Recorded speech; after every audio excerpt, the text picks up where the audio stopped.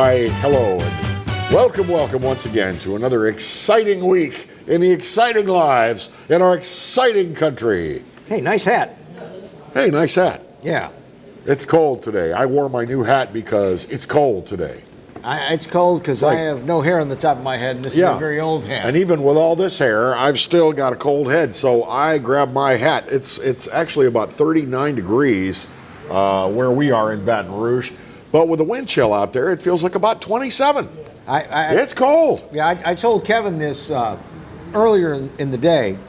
Last week, you didn't see it because I didn't wear it on the set. When I had on a jacket and an overcoat, I have a hat that's a bit more formal than this that I wear. It's equally warm.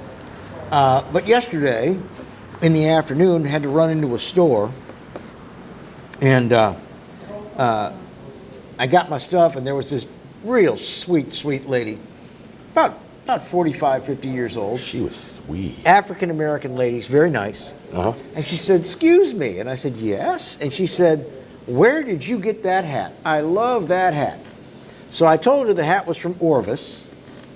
And she said, "Do they have an Orvis in Baton Rouge?" I said, "Yeah, it's in Perkins Road." I said, "But this one next door to Rouge Creole." Yeah, but this one came many years ago from the Orvis store in Chicago. And she said, "Well, I just love that hat." Now, I learned many years ago, on Sunday, if a sweet black lady tells you you got a good hat, you got a good hat. Because Sunday is put on your best hat and go to church day. Mm-hmm. And this lady made my day telling me she liked my hat. And then she said she was going to go try to find one for the man in her life. And, as a gentleman, of course, you tip your hat to a lady when you encounter one. Mm-hmm. And Thursday, I noticed this. Remember, we were out for the swearing in of Tony Clayton as a district attorney in West Baton Rouge Parish. And there was a pretty good crowd there, and it was a brisk day. I was wearing my overcoat and my hat. And when it came time to, bow our heads and say grace, I take my cover off. Yeah. And hold it over my heart. But I noticed some older gentlemen looking around, and they were like, "Oh." It's like they saw me with the hat off, and it's like, "I guess I better take mine off too." It's like, yeah, just for a second. We're praying. It's the invocation. I was always told by my grandmother and my mother that you take your hat off to the Lord. Yeah. So. And you don't wear your hat indoors either, which I just did, and you just did. But that was just to show you. We have the manners of a piggy. But we need to say congratulations to Tony Clayton. He is an old friend of ours. Yeah. He has been a very successful career prosecutor, both in the 19th JDC here in East Baton Rouge Parish, and in the 16th, where he just got elected DA. And Tony will do very well in that position. Tony's a great guy, and we want to give him our congratulations. Now, the benediction. All right, the Catholic priest that came to do the benediction. Yep, Tony almost forgot about him. Well, I haven't seen a Catholic priest in the long cassock in 20 years. I haven't seen that either. Usually they just wear like a black suit, like a black sport coat, black slacks, and then the dog collar, of course, but I don't feel comfortable calling that a dog collar. It's called a Roman collar. Okay. But this guy was wearing a cassock down to mid calf. Oh no, it goes to the top of your shoes. Almost to the ground. But I haven't seen a priest wearing a straight up cassock in a long time. There is a prescribed number of buttons you're supposed to have. Really? Yeah, I used to know this because when I was an altar boy, we had to wear cassocks. And of course we didn't own our own. There was a rack full of cassocks, and here's for the tall altar boy, here's for the short altar boy, here's for the fat altar boy. Okay.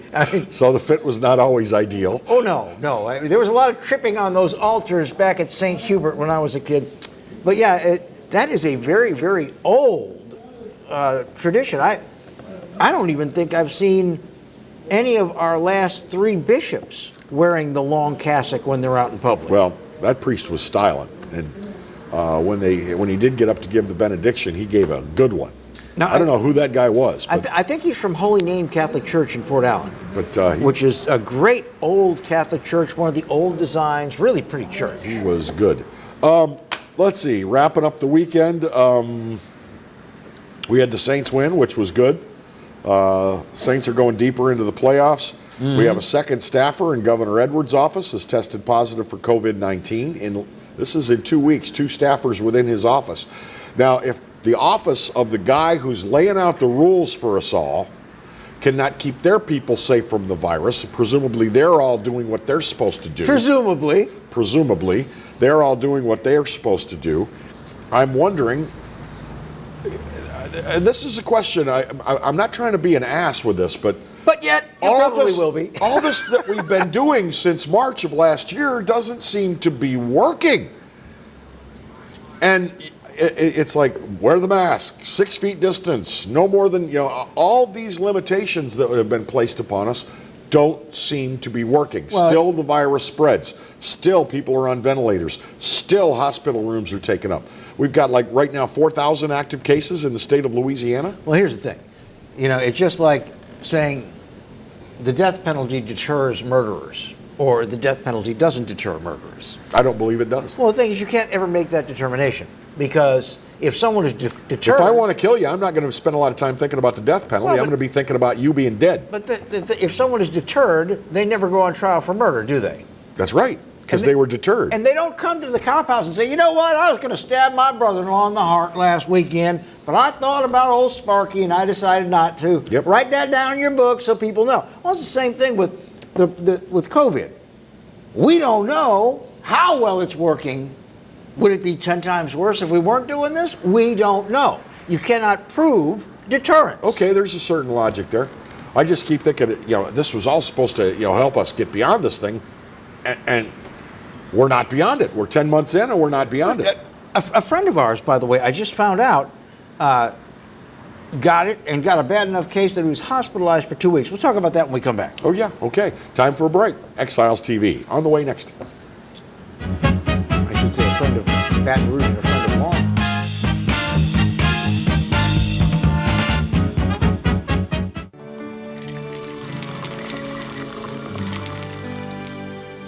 No one can stop me when I taste the feeling. Nothing could ever bring me down. Nothing could ever bring me down.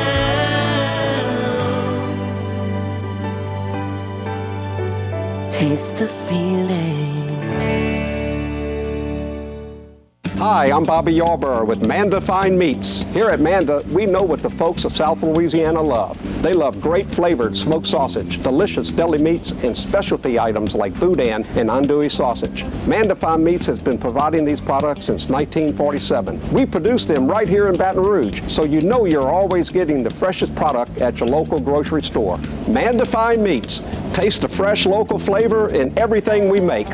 Make it Manda every time.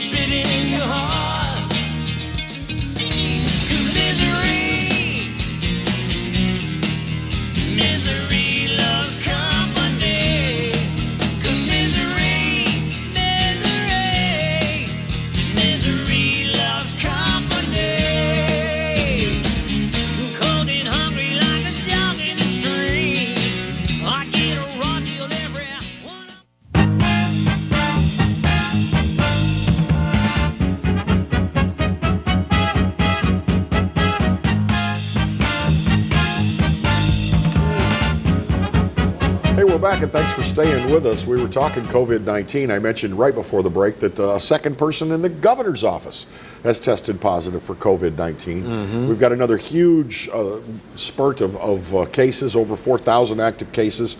I think somewhere near 200 people on ventilators across the state. And we just found out a couple of days ago that Bill said one of our friends, but he's a friend to everybody, I think, former police chief Pat Englade is getting over COVID-19. He did 2 weeks in the hospital, and I just found out last night because he just got released from the hospital. And I saw his Facebook post yesterday. Talking about how ugly it was, that it was a very tough battle. Pat is certainly not elderly, but I believe Pat is over 60. Yeah, he's our age, somewhere in there. And I had no idea that he had COVID, but again, 2 weeks in the hospital? Wow.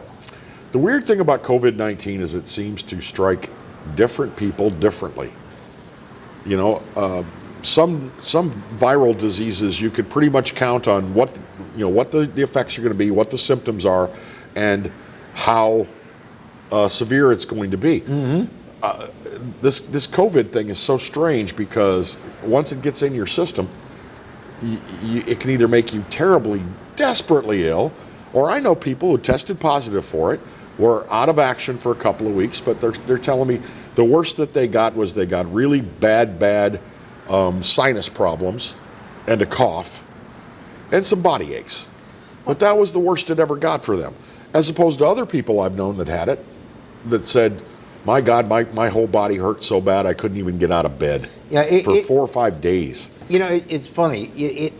It does make you realize that we're not all constructed like Barbie and Ken dolls. That we are not all the same. Well, that's good because they got no genitals. Yeah, they got no stuff. But, we don't come from the same mold. I remember when I had my heart attack. And everybody from Nick and Mike, the paramedics who met me at the door of the house, to the ER doc, to the cardiologist who did the cath on me, to my own cardiologist, to the surgeon, everybody said, all right, let's run down your symptoms. And I only had one. And it wasn't even the proper symptom. I said, I had a stabbing pain right through my body. That was it. They said, didn't radiate into your arm? I said, no. Shortness of breath? No. Nope. Nausea? No. Sweating? No.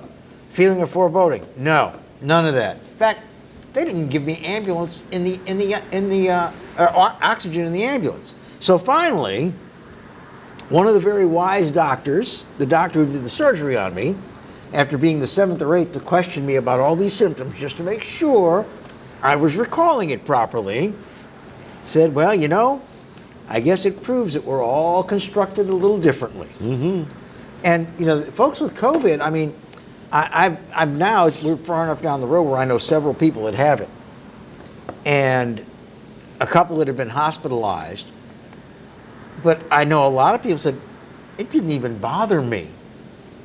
It didn't bother me. I had a little fever for a couple days, and I'm like, you sure you got it? Oh, yeah, I got the test. I had it. Yeah.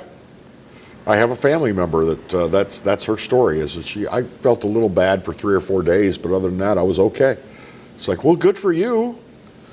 And she had to isolate herself from the rest of her family, though, for 10 days. Yeah, this television show goes from west of Lafayette all the way to the Mississippi border, basically below I-10, although we do have a couple areas above I-10. And this bears mentioning, the State Fire Marshal's Office is investigating a fire in LaPlace at a church. The St. John Fire Department responded to the Greater Morning Star Baptist Church in LaPlace around 6:30 in the morning yesterday. And this church is really wrecked by this fire. Yeah.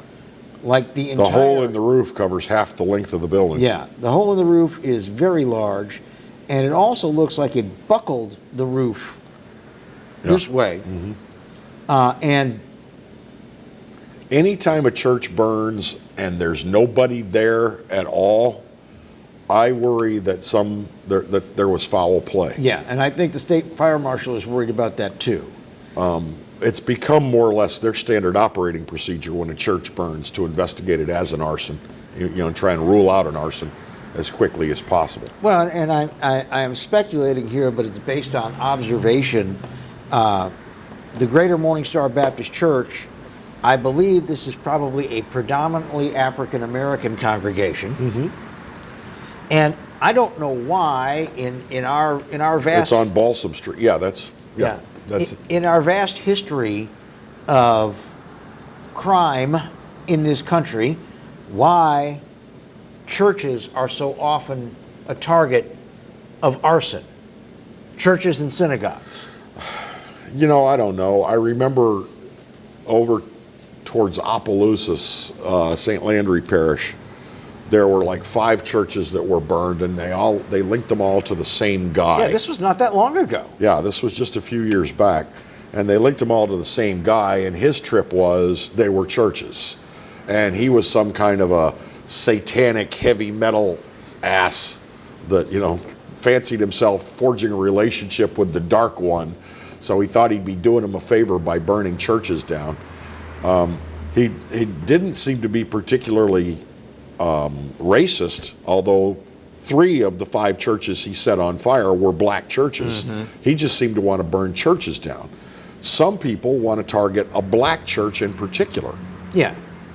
I don't know. I've never understood it. These are places where there's hardly ever anything bad going on in churches. There's just good people trying to get together in good fellowship. I think Butch would tell you, and a lot of other people that have to deal with this, that these are not random crimes of opportunity. These arsonists pick their targets, and they think about when they want to strike them, and then they carry it out when they feel that they've got a pretty good chance of getting away with it and go on to the next one. But the one thing that they all seem to do universally, and this is what gets them caught, is they all like to go back. And watch it burn. Or the day after when the investigators are there and they act very innocent. What's going on? What are you all doing? Yeah. I remember an arsonist in, I want to say Oklahoma back in the 1990s. And the guy was real creepy because he released these he always did it at night. So the fire would be burning at night, black and night, fire burning. And he'd be doing these videos with this creepy narrative. And doing a creepy voice, letting it burn, and they were disturbing. But then they found that the guy was also coming around in the daylight hours to stand around with a crowd and go, ooh. And after several fires, they just kept noticing the same guy. Because believe me, they're paying attention to who the spectators are. Oh, yeah. And it's like, wow, you've been at like the last 9 church fires. And finally he confessed, and he set them all, every single one of them. Well, it's a shame for the congregation of this church. I mean, it looks like the church has been around for a very long time. But it also looks like it was the kind of a church that was modestly built with whatever money its parishioners could scrape together. Exactly. I hope they've got good insurance. Oh, I'm sure they do. Did you know that there's a company that specializes in insuring churches? No. Yeah, It doesn't surprise me, though. It's one of these mainline companies. I mean, they kind of all perils, I'm sure that they've got good insurance, but it's a damn shame because this is not going to be a quick repair. It looks to me like they're going to have to tear it down and start all over again, at least from the front to halfway back. Going to need a new roof, that's for damn sure. Yeah. So, what else? We had another murder last night. Well, another shooting death last night. Police are investigating that. we had 3 this weekend? I think so. Well, let's take our break and we'll come back and take a look at crime in our area. Okay, when the we crime return blotter. on Exiles. Police Gazette next. Exiles TV. On Exiles TV. Don't go away. Ba, ba, ba.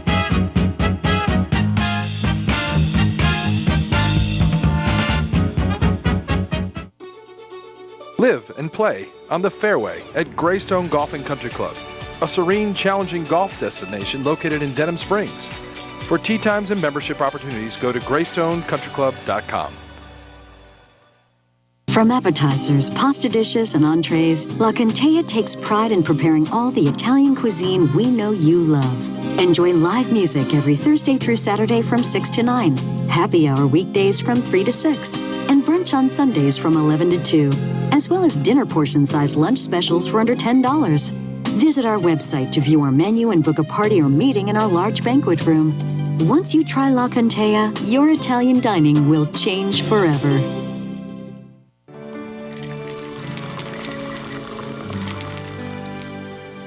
No one can stop me when I taste the feeling. Nothing could ever bring me down. Nothing could ever bring me down.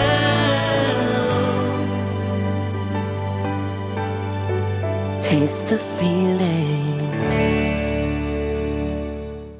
Surprise, something good has finally happened in 2020. Yours truly, the Clarence Bugg Show, gets to be with you every day of the week. That's right, 11 to 12 every weekday. And of course, the Exiles right in front of yours truly from 10 to 11, yours truly 11 to 12. So now it's appointment viewing. 5 days a week here on the Pelican. The Clarence Bugg Show. The only thing missing is you. Hi, I am Dr. Farrell Frugier Jr., and I am a general dentist at Frugier Family Dentistry. I was born and raised in Baton Rouge, Louisiana. I went to Catholic High School, LSU, and LSU School of Dentistry in New Orleans, where I received my DDS degree in 1986. I always have and will continue to be committed to continuing my education, to invest in technology which makes the diagnosis and delivery of dentistry more thorough, more comfortable, and more aesthetically pleasing. In our practice, we are here to serve the patients. We want to improve their quality of life and to develop relationships with our patients.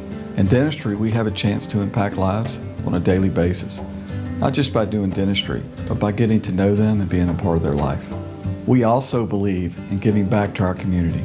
So every year, we give back to the Greater Baton Rouge Food Bank, Toys for Tots, and Mary Bird Perkins Cancer Center. Please stop by and visit our office. We would love to take care of you and your family. You could be driving. Right now, during the Team Honda Upgrade event, get a new 20 Accord Sport for just $309 a month with no money down, no first payment, and no security deposit. It's time to upgrade to your new Honda at Louisiana's #1 new car dealer, Team Honda on Segan Lane.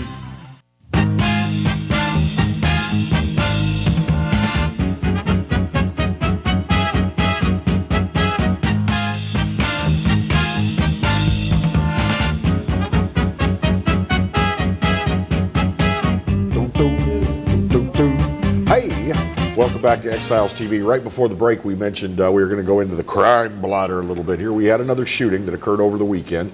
We had two shootings, but one of them was fun.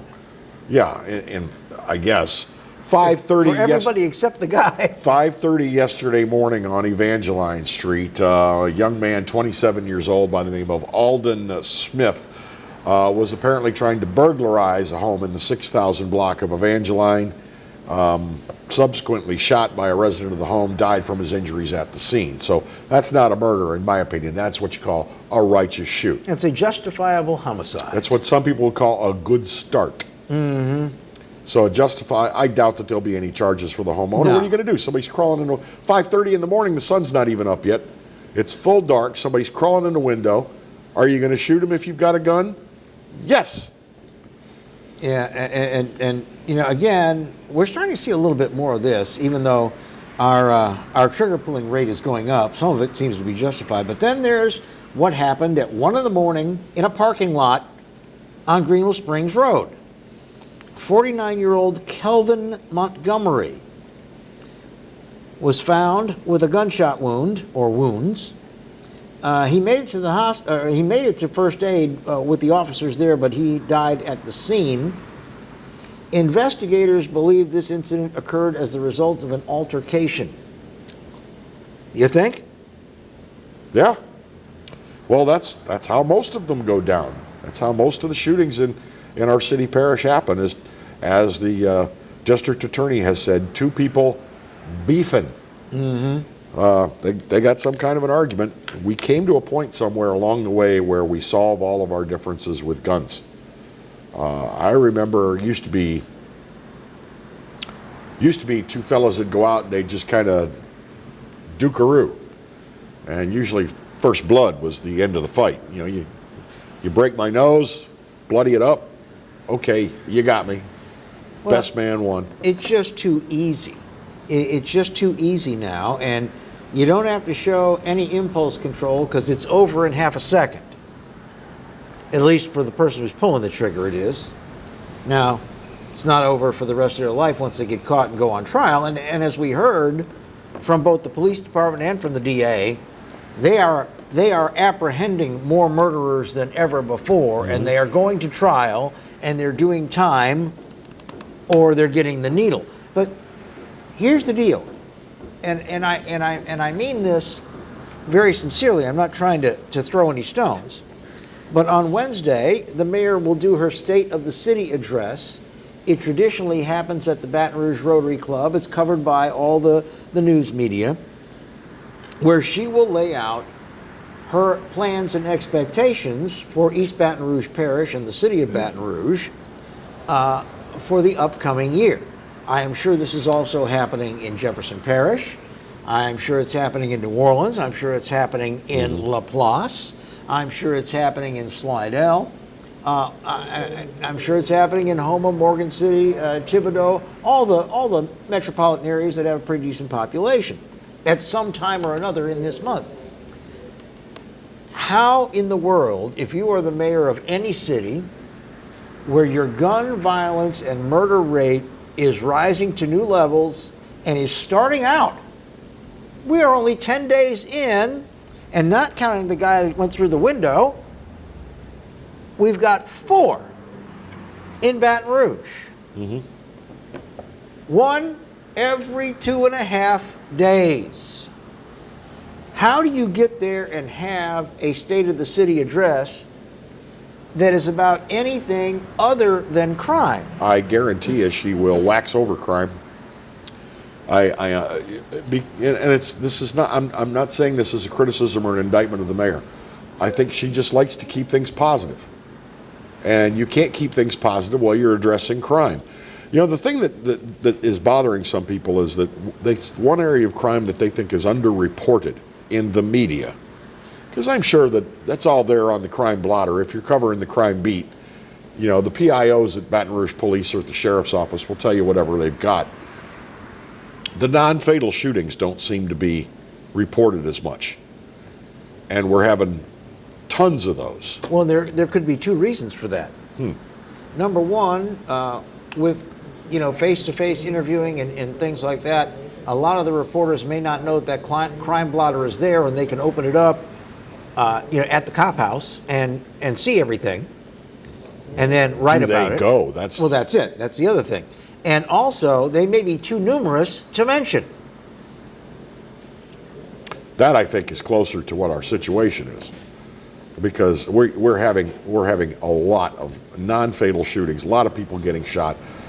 Just the shot spotters are picking up the gunshots all the time. In the neighborhoods that have them, they're picking up gunshots all the time.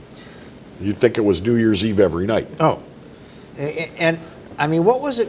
What was the number when we asked? I forget who it was. We asked if we asked the police chief or the DA. It was one of them, and we asked them around October, how many shots so far picked up by your cameras? And we don't know whether they hit anything or not. That we just want to know how many. And they said 60,000. Yeah. 60,000. Tens of thousands of shots fired. Every one of those possibly could have hit somebody. But a lot of them, I'm sure a lot of them are just firing in the air. Joyous celebration. Wee. Those bullets come down someplace. And sometimes people get hurt. Well, do you remember when Chef Paul Prudhomme was at the Zurich Classic on the west bank of the river, at the Zurich Classic, cooking food, when suddenly, boom, takes a bullet in the arm? Yeah. And as far as anybody could tell, that was a shot fired into the air by somebody that came down and hit Chef Paul. God rest his soul. Well, the thing It didn't kill him. I mean, it was just a bullet in the arm, but I mean, he's died since then. This is not a gun control argument. This is a control your guns argument. Control your guns. The fact that I don't think 60,000 people in East Baton Rouge Parish fired one time. I don't think that 30,000 people in East Baton Rouge Parish fired 2 times. 200 or 300 people fired a whole lot of times. Exactly. And where are they getting all of this ammo, and where are they getting the guns? They are not walking into Academy and filling out the federal background check. We know where they're getting the guns. They're stealing them from automobile burglaries. Yeah. And they're getting the ammo too. That the ammo is what I'd like an answer to, because legitimate gun owners are having a tough time finding ammunition through legitimate sources. So what that tells me, Bill, is there is a black market for ammunition. Oh, yes. That, you know, arms dealers are basically coming into the area, probably selling ammo out the trunk of the car. Well, you know, I used to like to go to the range frequently. I used to like to go once every 2 weeks or so. And Karen would come with me about half the time. And so before everybody got all frantic about your magazine holds more than 10 and you must therefore be a killer and you may want to shoot up a school. Yeah. Before all that happened, so it wasn't a reaction to that, I was like, okay, this is silly. I'm driving across town to buy 100 shells, 2 boxes of 50, twice, you know, every 2 weeks. Why am I doing this? Why don't I just go buy a whole bunch of ammunition and we'll take it with us to the range, avoid the stop, and then, you know, and I said, well, while I'm at it, why don't I get some good double-aught buck for my home defense shotgun? So I got a bunch of that. And somebody was at the house, and the guns are not in this cabinet, but all the ammo is in one cabinet. Right. It looks a bit like the display, you know, of a micro academy store. Okay. Okay. I mean, quite frankly, I've got like 1,000 rounds of 9mm, 500 rounds of 380, and about 100 rounds of home defense shotgun. All right. How many meals ready to eat you got stored? Oh, I don't do that. If I get too hungry, I just do this. If you need to defend the siege to your property, food is the least of your worries, right? Yeah. Like I said, this is all for target ammunition. I mean, home defense rounds, I've got about 200 for each weapon. Okay. The rest of it is standard, you know, full metal jacket, or as they call it, ball ammunition. Mm-hmm. But I was grabbing something out of the cabinet, which also holds my tools, and a friend of mine who also shoots says, you know, you're going to make it real easy for them to get a whole lot of ammunition if somebody breaks into your house and it's all in one place. He made a motion like this, that they can take a bag and scoop it all into the bag, and it's going to be a little heavy, but they can carry all your ammunition. So I have now dispersed my ammunition. Mm-hmm. Not because I'm paranoid, but because I think he made a valid point. This is where they're getting the ammunition. And if they want my guns, they're going to have to be in the house a very long time, and they're going to get caught because the cameras will alert us and the cops will get there, because they are going to have to do a thorough search to find even one of my weapons. Well, good for you. Yeah. I've seen some very clever things that people have come up with in ways to conceal, hide their weapons from burglars, et cetera, et cetera. I saw a thing on Facebook. It was so cleverly designed. It was a mantle. Completely innocent looking mantle you'd have over your fireplace. Guy walks up, hits a little release, the whole bottom half of the mantle drops open. There's a shotgun, 2 handguns, 3 extra clips, or excuse me, magazines, and some reloads. He's ready. All right there in the mantle. My favorite, and I'm not going to say his name because he's well known and it will just embarrass him, but my absolute favorite is a friend who hid one of his handguns in the cat's litter box underneath the litter. Him figuring nobody is ever going to go through that. Nobody's going to reach in the cat box for anything. I said, aren't you worried that your cat's going to get down to squat and want to bury and hit the trigger on that weapon? Wasn't the gun like in a bag or something? No? I didn't look. You don't want cat pee all over your gun. It probably wasn't a bag, but I thought it was pretty funny, and I was making a joke. He said, well, do I look like an idiot? The safety's on.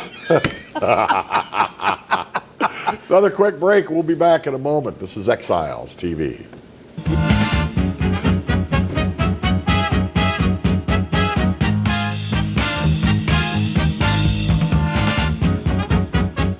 Surprise, something good has finally happened in 2020.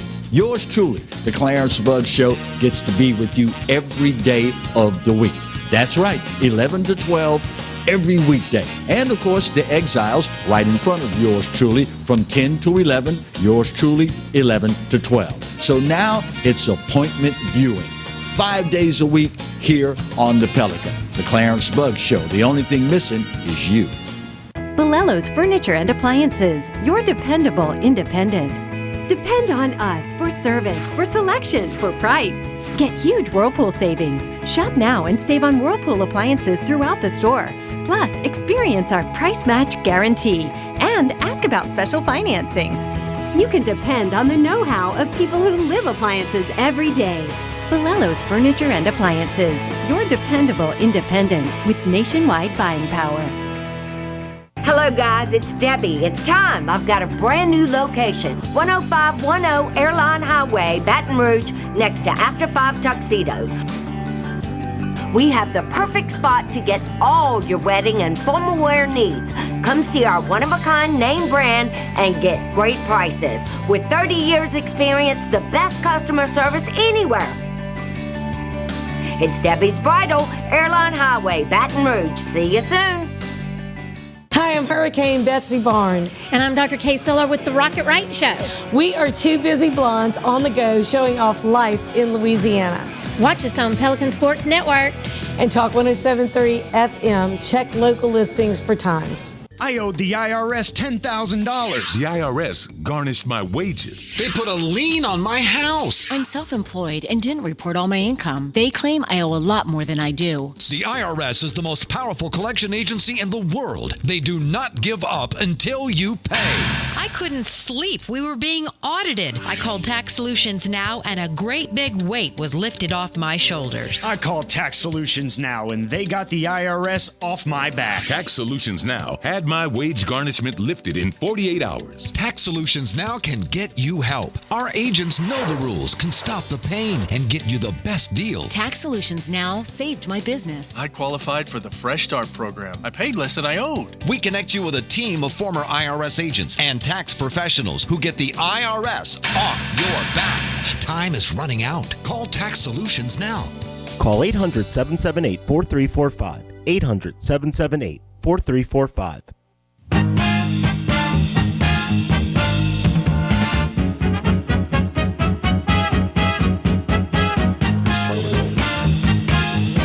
Thank you so much. Welcome back to Exiles TV. The headline. Louisiana expands list of pharmacy locations offering COVID vaccinations. Okay. But to whom? Well, because aren't we still going by age bracket? Yeah, I'm getting to that. And again, this is a constructive criticism. It's not political. It's not personal. You people are out of your freaking minds with this. What do you mean, you people? The people who are deciding this. First of all, are you talking about LDH or are you talking about higher powers? LDH, the people in Washington that are doling these things out like they're super opiates rather than a vaccine. Mm-hmm. And the people who are, I want to know who the first Secretariat of Excuse Making is. They were like, all right, we're going to have a very orderly system. We're going to get a lot of injections into people. And then they said, we don't have enough people to give the injections. To which I say, are you freaking kidding me? You've got all the healthcare workers who are on staff and on scene right now. It's not like it's an intravenous injection. It's a tissue injection. Yeah, it's Pop! What kind of knowledge do you need? Swab it with alcohol, stick it, push the plunger, pull it out. Well, that's the point. And in addition to physicians, registered nurses, nurse practitioners, certified nurse anesthetists, physician's assistant, LVNs, LPNs, physical therapists. You've also got people who are qualified to give injections, such as EMTs, pharmacists, paramedics, pharmacists, and you've got all of these that are maybe off duty 4 days a week and on for 4. You've got all of these that might have been just recently retired. And quite frankly, if you wanted to check me out, I think I could probably still give a pretty good intramuscular injection because it ain't rocket surgery. So whoever's in charge of the Division of Excuses, find something else. Now here's what they're going to do. Now, 209 providers. Over 64 parishes. Over 64 parishes. A lot of these are pharmacies. A lot of these are pharmacies. Yeah, 180 of these are pharmacies. 20 are federally qualified health centers. You know what that means? They give me money centers. Oh, okay. Gotcha. Yeah.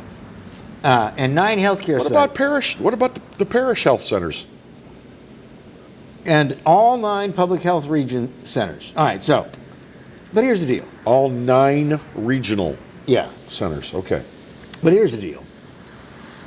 They're sitting there and they're saying, okay, these are available for those in Phase 1B Tier 1. If you have to have Phase 1B Tier 1, you've already screwed the pooch. Okay? If you have to have a Phase 1 and then a Phase 1A and a Phase 1B, and Tier a Tier 1, 1, Tier 2, 1B, you have Tier 1. already screwed the pooch. People shouldn't have to do calculus to find out if they can get an injection. Phase 1B, Tier 1, Phase 2. And here's who's in it. People 70 years of age or older, clinic providers, urgent care providers, community care clinic providers, behavioral health clinic providers, dialysis providers, home health service providers, dental providers, students, residents, and faculties of schools that are health education schools. Okay? All right. So what this means is basically almost nobody in the general public except geezers. Okay? That's what I heard. Everybody is working at one of these facilities that's going to be eligible to get this vaccine unless you're over 70. And we are not talking about them shipping in 200,000 doses. It's more like 20,000 doses. Yeah.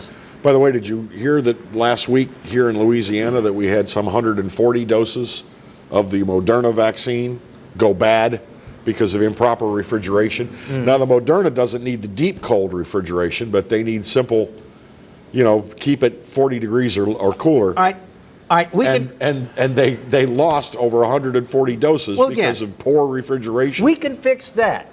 Yeah. Go to Home Depot and buy a fridge. No, we are in Louisiana. Find somebody in a T-shirt and a ball cap that has said at least once, "Hey, hold my beer," and he'll keep them cold for you because he's got an ice chest in his damn car. Yep. This is ridiculous. Well, now John Bell has done everything the White House task force has asked every governor to do. He's followed every recommendation. I think he's entitled to get on the phone and say, "Yo, Mickey, baby, sweetie, honey," Mike Pence. Mickey? Yeah. Mickey, baby, sweetie, honey, sugar. Look, we played ball here. We've done well. We voted for your boss and you. Send me about 400,000 doses, would you please? I don't care how you get them. I don't need to know. Just send them. And then a week after that, send 400,000 more. By the way, interestingly enough, I'm reading this article. My source is WBRZ. I don't know if you're on the other channel's website, but one of the users in the comments section says, so he went to the LDH website to find out more, and this is what he gets. 502 bad gateway error message. Mm-hmm. I've been finding that a lot lately. Have you noticed the internet has been acting wacky lately? Especially a lot of these government websites, state government websites are not accessible. It's the all the wacky time. net. But here's the deal. I'm serious now. You know that every freaking buddy needs to be vaccinated. And we have heard where you've had pharmacies where 80 people didn't show up, and so they wouldn't go bad. They found a nursing home or somebody that hadn't been vaccinated yet, and so they gave that to them. That's commendable. I get that. But you know what? Maybe it would be wiser to do it the way you're doing the drive-through testing. Is we have got 20,000 doses at this one, we got 15,000 at that one. Y'all come on till they're done and get some injections into people's Phase 1B tier. Are you freaking kidding me? Do you think some 84-year-old woman in a nursing facility with vision problems, with mobility problems, with arthritis, is sitting in front of her keyboard going, well, let's see if I'm in phase 1B, tier 1. It ain't funny. She just wants her shot. It is grand stupidity. My mother's 85. She wants her vaccine as fast as she can get it. Okay? So she can see her grandchildren again more consistently. Yeah. My sister-in-law is almost 70. She cannot wait to get the damned vaccine. How about, hello, is this Happy Valley God's waiting room? How many you got? Yeah. You got Send them 48? over. All right, we're coming over. Jeez, this is not rocket science. I'm going to read another listener comment on this same story on the WBRZ website, and I'll try to modify it for television. One user says JBE and LDH would succeed in effing up a bachelor party in a brothel.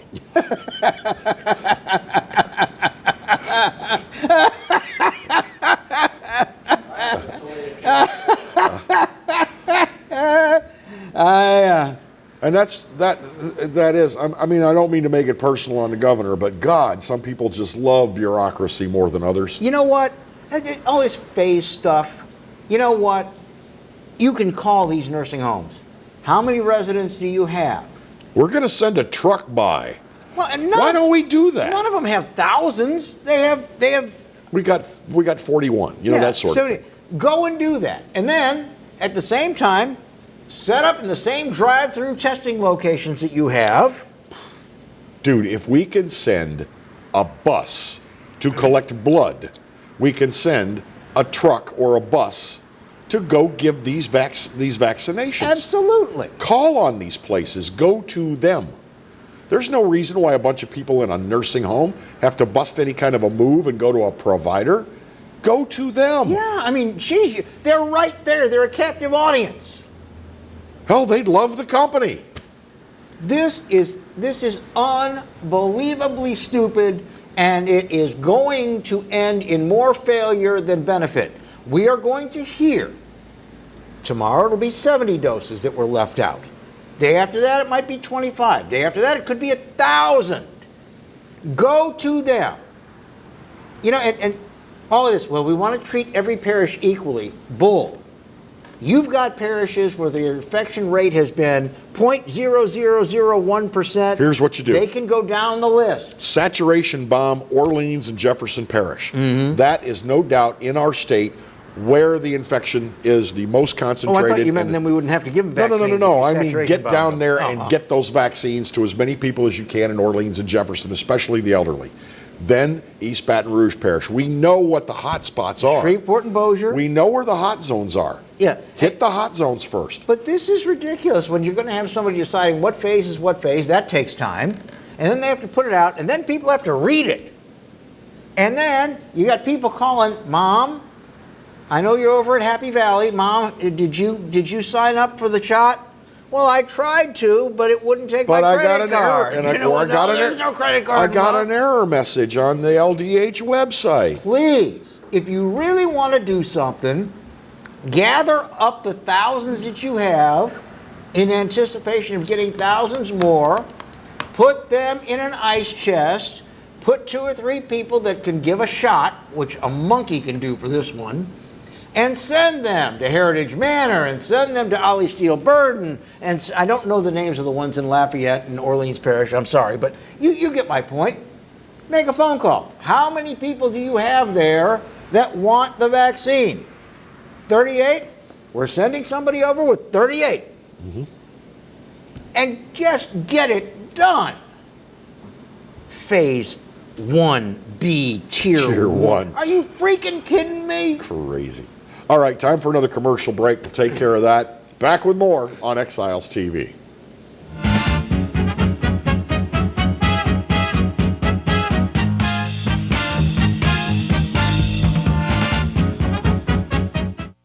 Caught spiders.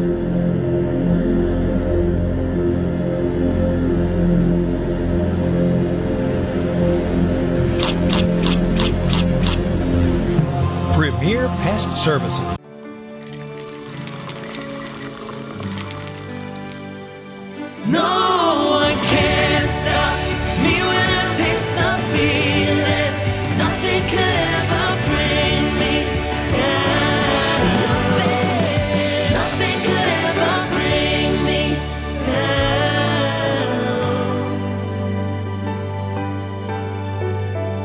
taste the feeling. Hi, I am Dr. Farrell Frugier Jr., and I am a general dentist at Frugier Family Dentistry. I was born and raised in Baton Rouge, Louisiana. I went to Catholic High School, LSU, and LSU School of Dentistry in New Orleans, where I received my DDS degree in 1986. I always have and will continue to be committed to continuing my education, to invest in technology which makes the diagnosis and delivery of dentistry more thorough, more comfortable, and more aesthetically pleasing.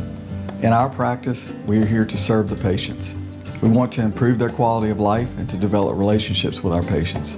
In dentistry, we have a chance to impact lives on a daily basis, not just by doing dentistry, but by getting to know them and being a part of their life.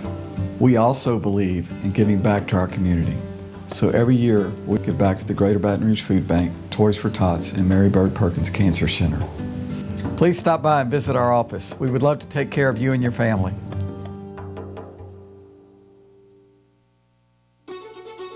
Live and play on the fairway at Greystone Golf and Country Club, a serene, challenging golf destination located in Denham Springs. For tee times and membership opportunities, go to greystonecountryclub.com.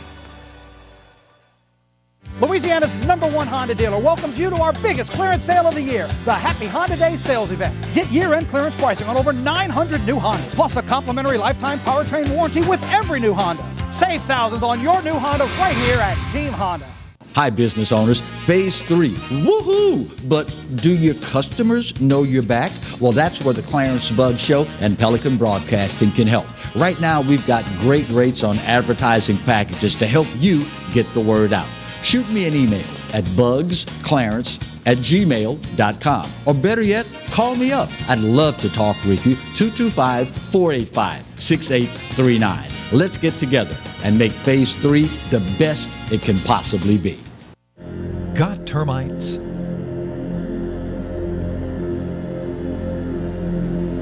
Get Premier Pest. PremierPestServices.com.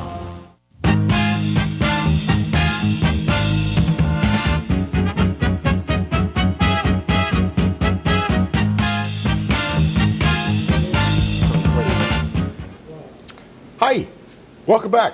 How you doing? One last bite of the apple here on Exiles TV. So I think, Kevin, we're going to have to do something that we don't normally do too terribly much in mid-afternoon, and that is spend some time watching the news services, because there's a couple things happening that we'll probably have more to talk about tomorrow. There's a certain amount of media I have to make myself, I have to get exposure to, so I know what's going on, know what I'm talking about. But then again, my blood pressure really likes it when I don't tune in the news media all that much.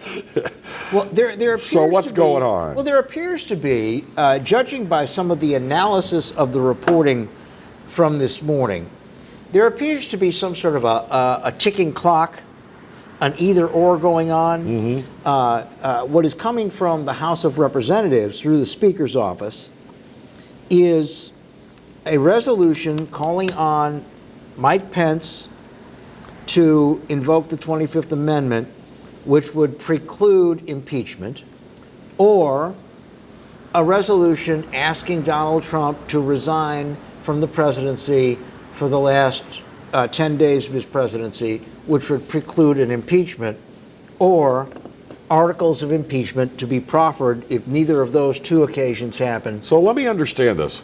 After 4 years, they can't wait 10 more days and just let this process play out?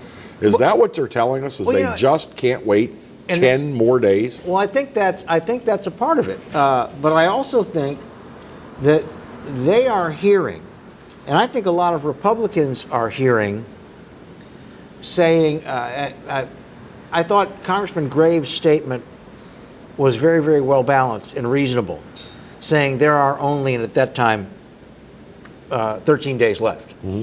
And you wouldn't be able to get anything truly accomplished, and it may make the divisions wider. He likened that rhetoric to pouring gas on a fire. Yeah.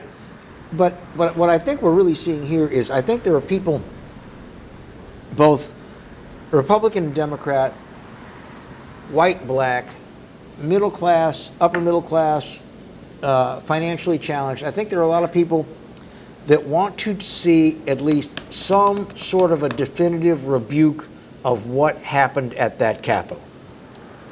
Now, this is a personal opinion judged on my reading the direct quotes. From what I understand, and I want to talk to somebody who is an attorney that knows a little more about this. From what I understand of what happened, Rudy Giuliani is in danger of getting indicted because he used the term combat. I think the president parsed his words well enough to where he didn't actually give a you need to go and do this type of incitement. So I think the president technically is in the clear. Now, I will be having some discussions to find out if there's shading on this because of office, because there also is. But anyway, I think we're going to have some interesting things to talk about after this deadline, which I understand is this afternoon, like 4 o'clock Eastern time, something like that. Well, you know, it's good to have supporters, but when your supporters are idiots, that's never good. Well, whether you're on the right or the left or you're in the middle, it's always good to have a big tribe, but when that tribe will go out and do this kind of stuff in your name without you necessarily asking them to do it, that's a terrible, terrible thing. Very well said. I heard what Trump said, and I don't think that Trump said, go knock down the doors, bust open the windows, beat the guy over the head with a fire extinguisher, get yourself shot. He didn't say any of those things. So it'll be interesting to see how it plays out, Bill. I want to see what we find out about the officer who killed himself. Clarence Buggs is up next. Until tomorrow, take care. Bye-bye.